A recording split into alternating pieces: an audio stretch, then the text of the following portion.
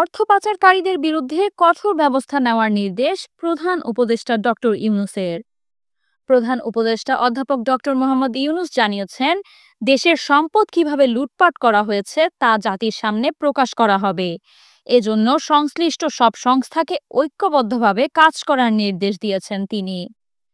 রোববার রাজধানীর রাষ্ট্রীয় অতিথি ভবন যমুনায় জাতীয় রাজস্ব বোর্ডের চেয়ারম্যান মোহাম্মদ আব্দুর রহমান খান এবং এনবিআরের কেন্দ্রীয় গোয়েন্দা সেলের মহাপরিচালক আহসান হাবিবের সঙ্গে বৈঠককালে এসব নির্দেশনা দেন প্রধান উপদেষ্টা। সিআইসি মহাপরিচালক বৈঠকে জানান, বাংলাদেশ থেকে অর্থ পাচার করে বিশ্বের বিভিন্ন দেশে প্রায় 40,000 কোটি টাকার অবৈধ সম্পদের সন্ধান মিলেছে। চলতি বছরের জানুয়ারি থেকে এ পর্যন্ত 5টি দেশের 7টি শহরে অনুসন্ধান চালিয়ে এই তথ্য পাওয়া গেছে। বিস্তারিত শুনে ডক্টর ইউনূস বলেন, অর্থ পাচারে জড়িতদের চিহ্নিত করে দুর্নীতি দমন কমিশন, সিআইসি, পুলিশ, সিআইডি ও অন্যান্য সংস্থার সমন্বয়ে কঠোর আইনানুগত ব্যবস্থা নিতে হবে।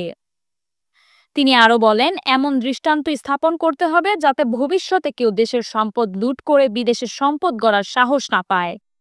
সিআইসিকে অনুসন্ধান অব্যাহত রাখার নির্দেশ দিয়ে প্রধান উপদেষ্টা বলেন, যতদূর সম্ভব গভীরে যেতে হবে এবং সম্ভাব্য আরও দেশেও অনুসন্ধান চালাতে হবে। দেশের সম্পদ ফেরাতে সরকার সর্বোচ্চ সহযোগিতা করবে।